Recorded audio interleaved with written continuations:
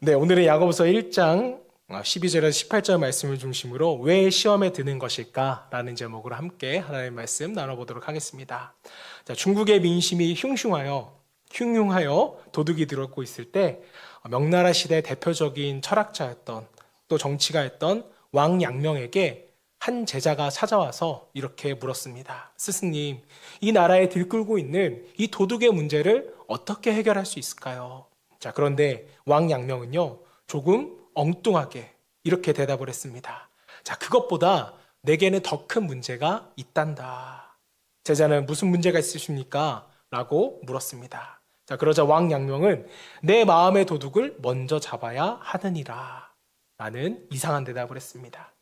자, 이후에 전쟁이 한참일 때 그 제자가 다시 찾아와서 묻습니다.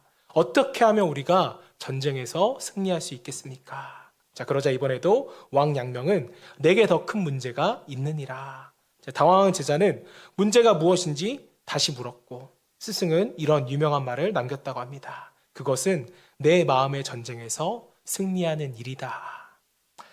자, 너무 철학적인 이야기인 것 같지만 자, 왕양명이라는 중국의 철학자가 말하고 싶은 것은 무엇일까요? 사실 우리가 살아가는 삶의 문제는 외부의 문제가 아니라 우리 안에 있는 내면의 문제, 즉 마음의 문제가 우리의 삶을 더 힘들게 한다는 것입니다.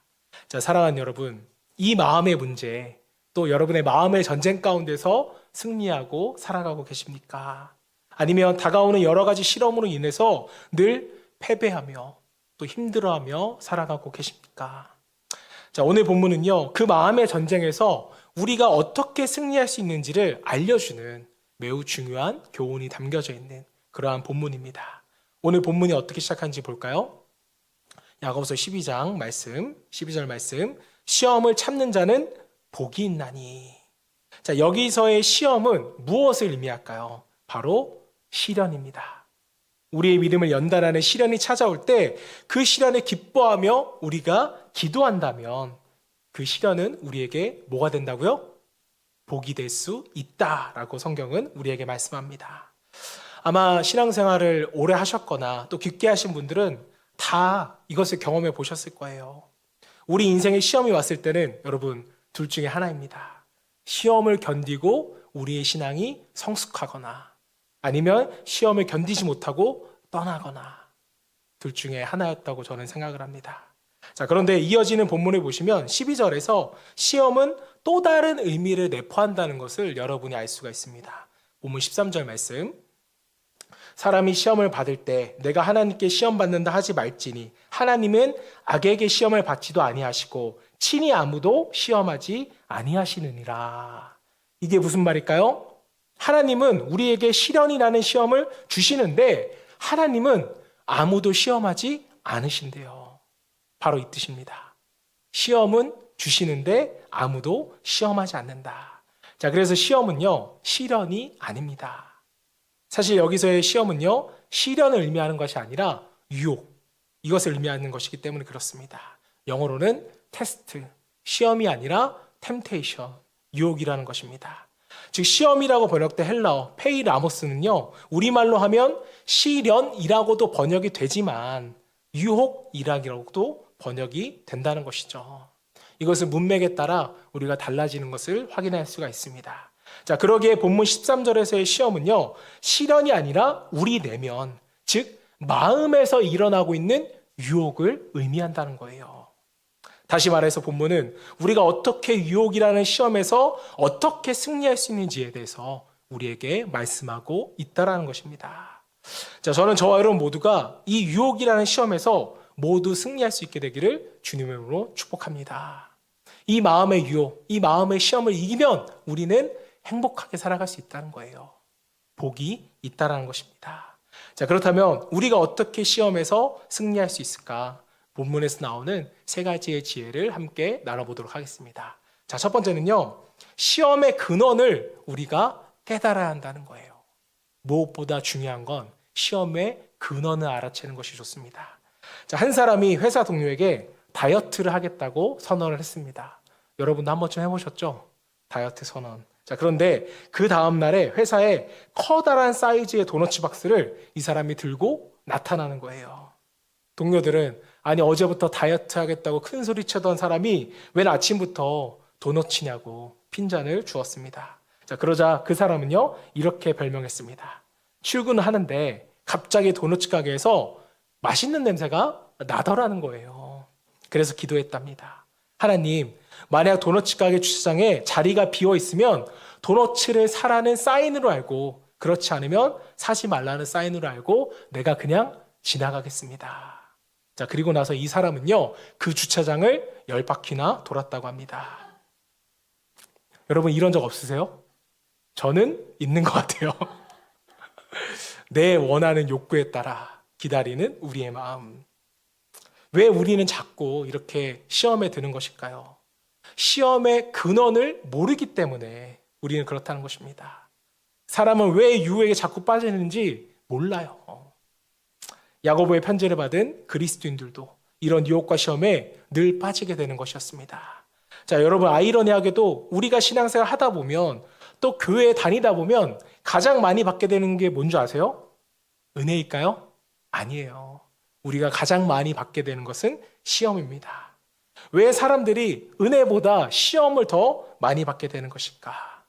은혜는 하나님 한 분에게 받지만 시험은 김 집사님한테도 받고 이 집사님한테도 받고 심지어는 목사님에게도 시험을 받을 수 있기 때문입니다. 자, 사랑하는 여러분, 왜 우리는 유혹이라는 시험에서 벗어나기 원하면서도 자꾸 또 자꾸 시험에 들게 되는 것일까요? 본문 14절에 그 해답이 나와 있습니다. 오직 각 사람이 시험 받는 것은 자기 욕심에 끌려 미혹됨이니. 자, 말씀은 왜 사람이 시험에 든다고 말하고 있어요? 우리 자신의 욕심에 끌려 미혹되었기 때문이라고 성경은 우리에게 말합니다. 인간의 욕심, 욕망이 여러분 단순히 나쁘다는 것은 아니에요. 인간에게 식욕이기 때문에 우리가 뭐 할 수 있어요? 건강할 수 있잖아요. 밥을 먹으니까.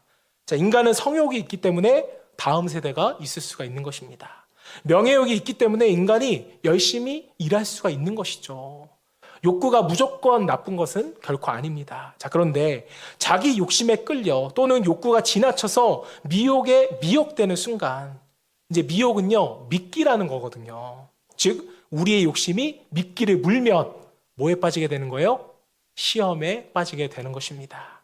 자, 예를 들어 식욕으로 인하여서 우리가 밥을 먹고 에너지를 얻을 수 있지만 이것을 과하게 하게 되면 어떻게 돼요?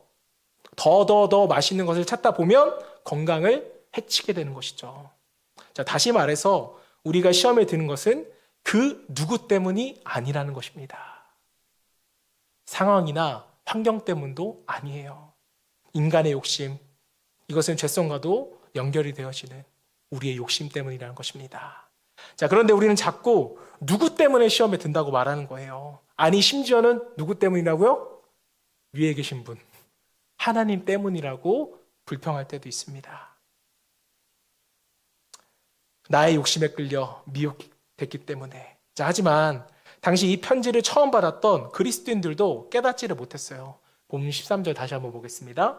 사람이 시험 받을 때 내가 하나님께 시험을 받는다 하지 말지니. 자, 왜 이렇게 말했을까요? 당시 그리스도인들은요, 교회가 박해받고 내가 힘든 것이 다 하나님 때문이라고 생각을 했습니다. 어려운 시대 속에서 그리스도인들은 예수를 믿음으로써 좀 더 안정적이고 좀 더 넉넉한 생활을 하기를 바랬는데 그게 아니었던 거예요. 그래서 좀 더 부자가 되려고 하다가 결국 모든 것을 잃고 만 사람들이 있었습니다. 그들은 하나님께 따졌어요. 하나님, 제게 왜 그러세요? 왜 저를 시험에 빠지게 만드시나요? 하나님 때문인가요? 결코 아니라는 것이죠. 자기 욕심에 끌려 그들이 미혹되었기 때문이었습니다. 자, 하지만 인간은 어리석게도 고기가 미끼를 물듯이 자기 안에 있는 욕망을 제어하지 못하고 결국에 뭘 물어요? 미끼를 물어버리는 것이죠. 아니, 더 어리석은 것은 그런 자신의 모습을 인정하지 않습니다. 늘 남을 탓하고 늘 하나님을 탓해요. 인간이 누군가를 탓하는 역사는요, 매우 깊은 역사를 가지고 있습니다. 언제부터였을까요? 네, 창세 이후 바로 전부터, 그때부터 이제 바로 시작했죠. 창세기 3장 11절 12절 말씀 볼게요. 이르시되 누가 너의 벗었음을 내게 알렸느냐? 내가 내게 먹지 말라 명한 그 나무 열매를 내가 먹었느냐? 아담이 이르되 하나님이 주셔서 나와 함께 있게 하신 여자 그가 그 나무 열매를 내게 주므로 내가 먹었나이다. 참 기가 막히고 코가 막히죠. 하나님이 하와를 주셨을 때 아담이 뭐라고 말했는지 기억나세요? 창세기 2장 23절. 아담이 이르되 이는 내 뼈 중에 뼈요 살 중에 살이로다. 그렇게 기뻐하고 좋아했는데 하나님 때문이라고, 그 여자 때문이라고. 자기 잘못은 있어요 없어요? 없다는 거예요. 이게 누구의 모습이에요? 우리 남편들의 모습과 비슷하다고 말할 수 있지 않지만 네 그렇습니다. 자기가 미끼를 물어놓고 하나님을 탓하는 거예요.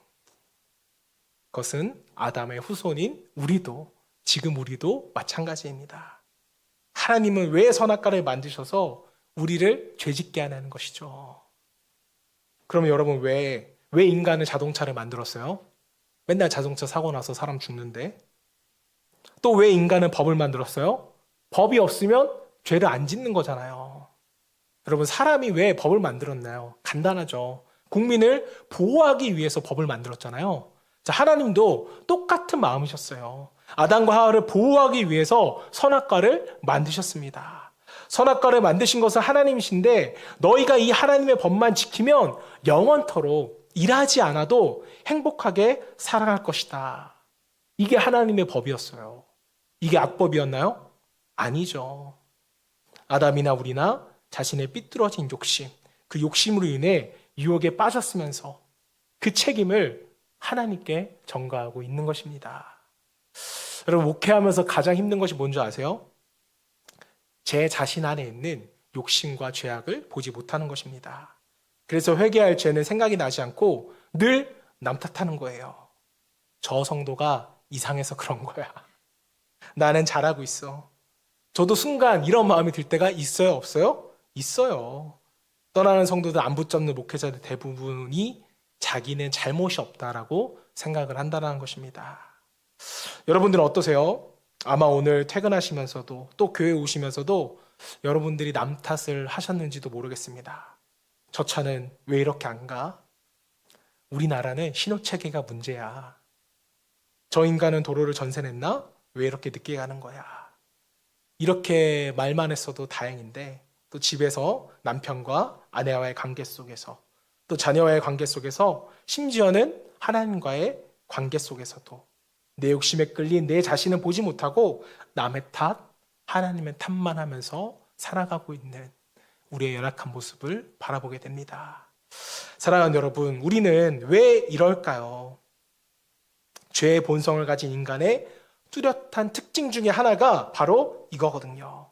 죄를 전가하는 것. 내 죄가 아니에요. 남에게 있는 죄가 드러날 뿐입니다. 욕심에 끌려 미혹되었음을 인정하지 않고 그저 남 탓으로 돌리는 것. 그래서 영원히 회개하지 못하게 되는 것. 바로 이것이 연약한 인간의 참 모습이죠. 자, 그래서 야고보는요, 시험에 든 우리에게 말합니다. 잘 생각해봐. 지금 이것은 다 너의 욕심 때문이야. 굉장히 야고보가 인간의 내면을 정말 세밀하게 분석해서 말하고 있는 거예요. 여러분, 시험에서 자유하기를 원한다면, 그리고 유혹에서 자유하기를 원한다면 욕심을 버릴 수 있기를 주님의 이름으로 축복합니다. 자, 한 발 더 나아가서 우리가 어떻게 시험에서 승리할 수 있을까? 자, 두 번째는요, 시험에 든 결과의 비참함을 우리가 깨달을 수 있어야 됩니다. 시험에 든 비참한 결과. 이것을 우리가 알아야 되는데요. 자, 유혹에 대해 누구보다도 많은 생각을 하고 책을 쓰신 톰 아이젠맨이라는 목회자가 있습니다. 이분이 쓰신 유혹이라는 책에서 자신에게 찾아온 유혹 하나를 소개하는데요. 정말 공감이 됐어요. 여러분도 이러신 적이 있을 것 같은데 어느 날 목사님의 골프채가 사라집니다. 아내와 여행을 다녀왔는데 누군가 자기가 아끼는 골프채를 훔쳐간 거예요. 오랫동안 더 좋은 골프채를 갖기 원했는데 그나마 목사님이 아끼던 골프채마저 사라지게 된 것입니다. 자, 보험사에 알아보니 보상보험금 신청을 해도 본인 부담금과 잃어버린 골프채 가격이 비슷하게 되었다고 합니다. 자, 그런데 바로 그때 이런 유혹이 목사님한테 찾아온 거예요. 목사님에게도 이런 유혹이 찾아와요. 어떤 생각이었냐면 보험회사에 더 비싼 골프채를 갖고 있었다고 말해버릴까. 이런 유혹이 찾아오는 것입니다. 유혹은 어떻게 점점 약해져요? 점점 강렬해져요. 유혹은 항상 점점 더 강렬해지잖아요. 보험금이라는 미끼를 물고 싶어진 목사님이었습니다. 자, 그러나 다행히 주님께서 이 유혹 가운데 간섭해 주는 거예요. 무슨 기도라도 하려고 하면 거짓 신고로 갖게 될 새 골프채와 사기 당하게 될 보험사가 계속 떠오르게 하신 것입니다. 자, 주님께서는 이 목사님이 만약 거짓 신고로 새로운 골프채를 받게 된다면 그의 기도 생활이 완전히 망가질 수밖에 없다는 것을 이 목사님에게 명확하게 보여주신 것이죠. 자, 여러분 한번 잘 생각해 보시기 바랍니다. 이 톰 아이젠 목사님이 어떻게 시험을 이길 수 있었다는 거예요? 시험 들게 되었을 때에 기도가 되지 않는 자신의 비참한 결과를 보았다는 것이죠. 그래서 야고보는요, 시험의 근원을 설명하는 뒤에 바로 이어서 이렇게 또 설명합니다. 본문 14절 15절 말씀. 오직 각 사람이 시험을 받는 것은 자기 욕심에 끌려 미혹됨이니 욕심이 잉태한 즉 죄를 낳고 죄가 장성한 즉 사망을 낳느니라. 말씀을 보시면 욕심이 뭘 낳는데요? 욕심이 죄를 낳고 그 죄가 장성하여 사망을 낳는다는 것입니다. 다시 한번 말씀드리지만 여러분, 욕망이 나쁘다는 건 아니에요. 존 엘드리지라는 영성 작가는요, 인간의 욕망이라는 책에서 욕망이야말로 하나님이 만드신 가장 뜨거운 선물이다, 이런 표현을 했어요. 자, 그러나 이 선물은요 정말 뜨거운 선물이에요. 그러기에 욕망은 아름다운 결실을 만들어낼 수도 있지만 자칫하면 우리를 태워 죽일 수도 있다는 것입니다. 어떻게 빠뜨립니까? 욕망이 건강하게 발산되는 것이 아니라 미혹, 즉 미끼를 만나게 되면 우리는 그것을 물고 또 점점 더 사망에 이르게 되는 것입니다. 미끼를 문 고기는요, 자기가 죽음을 맞이하게 될 줄 알까요? 모를까요? 몰라요. 그저 미끼를 물고 좋아할 뿐입니다. 욕심이 죄를 낳고 그 죄는 사망이라는 비참한 결과를 얻게 되는 것이죠. 자, 하지만 문제는요, 욕심을 품게 되면 그 죽음의 비참함이 보이지 않는다는 거예요. 그 비참함이 보였다면 당연히 죄를 짓지 않았겠죠. 뻔히 걸려들 것을 알면서도 미끼를 무는 것은 미끼가 주는 유혹이 미끼를 물었을 때의 비참함을 가려버리기 때문인 것입니다. 자, 때문에 유혹에서 승리하기 위해서는 무엇보다도 본문의 12절 말씀, 사망을 낳았느니라, 이 말씀이 우리에게 얼마나 비참한 것인지 그 뜻을 여러분들이 아셔야 돼요. 자, 성경에서 말하는 사망은 여러 가지 사망이 있습니다. 몸이 죽는 육신의 사망도 있고, 하나님과 단절되는 영의 사망이 있고, 그리고 지옥에서 영원히 사망하는 영원한 형벌도, 영원한 죽음도 있습니다. 자, 그러니까 사망이라는 것은요, 하나님이 주시는 축복과는 단절된다라는 의미가 있죠. 자, 우리가 이 땅에서 육신으로 살아가는 동안 주께서 주시는 풍성한 삶, 하나님과 영적인 관계를 통하여 주시는 이 땅에 줄 수 없는 의와 평강과 또 기쁨을 누리는 그 풍성한 삶, 사망은 이러한 삶을 누릴 수 없게 한다는 것입니다. 자, 사랑하는 여러분, 이렇듯 우리가 시험에 드는 순간 십자가에 죽으시고 부활하신 그 주님께서 우리에게 주신 그 모든 은혜를 우리가 누릴 수 없게 된다는 거예요. 이 은혜를 누릴 수 없다는 것, 이것만큼 우리에게 비참한 것이 어디 있겠습니까? 때문에 저와 여러분 모두가 하나님이 주시는 그 풍성한 삶을 망가뜨리는 그 미끼를 절대로 물지 않기를 주님의 이름으로 축복합니다. 자, 마지막은 우리가 어떻게 시험에서 승리할 수 있을까? 그 세 번째는요, 시험에 들지 않게 만드는 완전한 해결책을 우리가 알아야 된다는 것입니다. 중요한 건 완전한 해결책이 있다라는 거예요. 자, 고기가 여러분 미끼를 왜 물까요? 미끼가 먹이라고 속기 때문입니다. 자, 그래서 야고보는요 우리에게 이렇게 말해요. 16절입니다. 내 사랑하는 형제들아, 뭐 하지 말라? 속지 말라. 야고보는 미끼, 즉 유혹에 속지 말라는 거예요. 미끼는 먹이가 아니라는 것입니다. 자, 하지만 문제는요, 여전히 미끼가 우리에게는 뭐처럼 느껴져요? 먹이처럼 느껴진다는 것이죠. 그것도 아주 훌륭한 먹잇감처럼 말입니다. 이전에 보지 못했던 가장 좋은 것으로 항상 우리에게 미끼는 다가옵니다. 제가 예전에 에스키모인들이 가축을 공격하는 늑대를 잡는 비법을 제가 한번 책에서 읽은 적이 있습니다. 에스키모인들이 이 마을을 공격하는 늑대를 어떻게 잡는지 아세요? 자, 일단은요, 가축을 공격하는 늑대를 잡기 위해서 일단은 작은 짐승 하나를 잡습니다. 그리고 그 피를 날카로운 양날의 칼에 담아 얼린다는 거예요. 쉽게 말하면 피로 아이스크림을 만드는 것인데 그 손잡이가 날카로운 칼인 것입니다. 자, 그리고 이제 피로 이 얼려진 칼을 늑대가 다니는 길목에 세워두는 거예요. 처음에는 이 칼이 보이지 않기 때문에 늑대들이 나타나서 이제 주위를 살핍니다. 그래서 아무도 없으니까 이제는 열심히 그 피를 핥는 거예요. 그러다 보면 어느새 얼음 속에 칼날이 드러나게 되는 것입니다. 자, 하지만 이미 혀의 감각을 잃은 늑대는요, 드러난 칼날에 자신의 혀가 베이고 피가 흐르는데도 계속 그거를 핥는 거예요. 아니, 오히려 자신의 혀에서 흐르는 따뜻한 피로 인해서 늑대는 더 큰 갈증을 느끼게 되는 것입니다. 자, 그리고 결국에는 그 칼날을 정신없이 핥다가 그렇게 죽음이라는, 사망이라는 최후를 맞이하게 되는 것입니다. 자, 사랑하는 여러분, 그 칼을 핥는 그 늑대의 비참한 모습, 이 모습이 참 어리석은 모습인데 우리의 모습이라는 걸 저와 여러분 모두가 깨닫기를 소망합니다. 정말 그 미끼라는 그 달콤함에 속아서. 그래서 야고보는 말합니다. 속지 말라. 너희가 속지 말아야 돼. 그리고 이렇게 말하는 거예요. 본문 17절 말씀. 온갖 좋은 은사와 온전한 선물이 다 위로부터 빛들의 아버지께로부터 내려오나니 그는 변화도 없으시고 회전하는 그림자도 없으시니라. 온갖 좋은 것, 그것이 어디로부터 온다고요? 땅에 있어요? 아니에요. 바로 위로부터 온다라는 것입니다. 땅에 있는 것, 세상에 있는 것이 결코 좋은 것이 아니라는 거예요. 이것보다 더 좋은 것이 분명히 있는데 이게 다 하늘에 계신 우리 아버지 하나님께로부터 온다는 것입니다. 당연히 하늘로부터 오는 것이 가장 좋은 것이죠.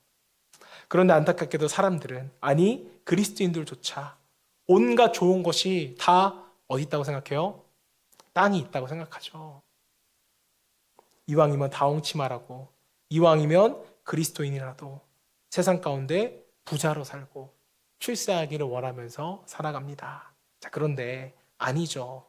온갖 좋은 것, 썩지 않는 것, 쇠단하지 않는 가장 좋은 것은 바로 복음인 줄 믿으시기를 소망합니다. 복음이 가장 좋은 것이고 귀하다는 것을 여러분의 마음판에 꼭 새기셨으면 좋겠어요. 바울은 말합니다. 빌립보서 3장 8절 말씀.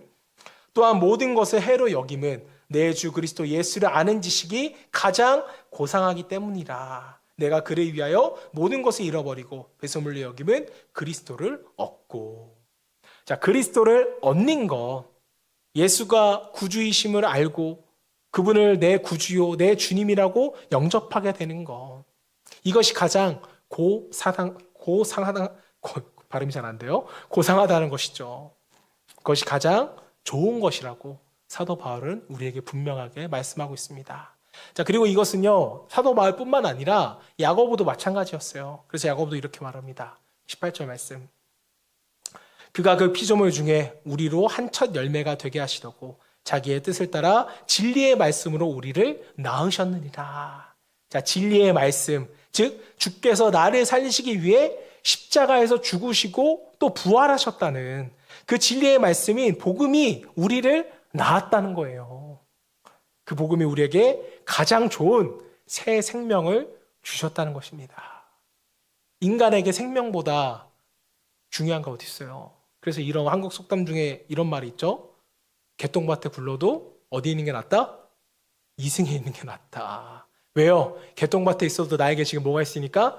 생명이 있으니까. 사랑하는 여러분, 바울이 어떻게 그런 모진 고난과 시련 속에서도 세상으로 돌아가 세상에 안주하고 싶은 유혹, 그 많은 미끼에 어떻게 넘어가지 않을 수가 있었을까요? 아니, 야고보는 어떻게 예수를 부인하면 온갖 부귀영화를 다 줄 것이라고 했는데 그 유혹에 넘어가지 않을 수 있었던 것일까요? 의지가 좋았던 것일까요? 아닙니다. 그들은 알았기 때문이에요. 가장 좋은 것, 그들에게 가장 좋은 것은 바로 예수 그리스도다. 나를 살게 하는 십자가 복음이다. 이것을 그들은 알았기 때문에 아무리 좋아 보이는 세상 것으로부터 그들을 유혹하려고 해도, 미끼를 던져도 그들은 그것을 배설물로 여기고 넘어가지 않을 수가 있었던 것입니다. 자, 그러기에 그 진리의 말씀, 복음이 우리 마음 안에 있는 욕심을 몰아내고 꽉 채워져 있지 않다면 우리는 세상 미끼를 물 수밖에 없다는 거예요. 그러나 그 진리의 말씀, 복음이신 예수 그리스도로 우리의 마음이 꽉 채워져 있다면 그 어떤 유혹 앞에서도 우리는 요동하지 않을 수가 있는 것입니다. 자, 이것이 연약한 우리가 시련과 시험을 견뎌낼 수 있는 가장 완벽한 해결책이에요. 채울 수 없는 우리의 욕심, 우리의 마음을 무엇으로 채워라? 진리의 말씀, 예수 그리스도의 복음으로 가득 채워라. 이때 우리는 더 이상 유혹에 넘어가지 않게 되는 것입니다. 저 여러분 모두가 시험을 이길 수 있는 유일한 해결책, 예수로 가득 채워지기를 주님의 이름으로 축복합니다. 이야기를 마지막으로 하나 나누고 마치도록 하겠습니다. 유기성 목사님이 쓰신 예수님의 사람이라는 책에 이런 이야기가 나옵니다. 자, 예수님에 대한 믿음이 없었던 아버지가 아들이 목사 안수를 받게 돼서 목사 안수식에 참석하게 됩니다. 자, 그런데 이 목사 안수식에서 주 예수보다도 귀한 것은 없네 라는 찬송을 부르는 순간이었습니다. 가사가 아까도 불렀으니까 잘 알죠. 세상 즐거움 다 버리고 세상 자랑 다 버렸네 라는 부분에서 아버지가 그렇게 우시더라는 거예요. 목사가 되는 아들이 이제 정말 세상 즐거움을 다 버려야 되는구나. 아버지는 안타까운 마음으로 눈물을 흘리게 됩니다.